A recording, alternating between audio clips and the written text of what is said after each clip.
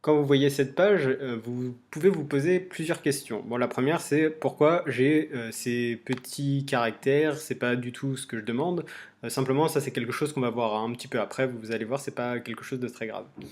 Par contre, il y a autre chose, c'est que je vous expliquais dans les précédentes vidéos que le HTML, ça servait uniquement à délimiter et à baliser donc notre contenu.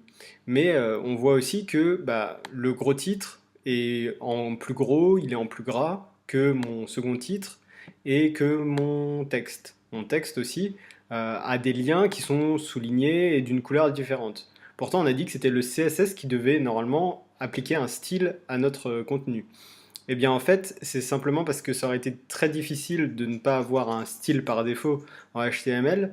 Si, par exemple, je reviens sur le code, on se rend compte qu'on a donc plusieurs balises, H1, H2P, et que à l'intérieur de P, on a d'autres balises, d'autres sous-balises qui sont des liens.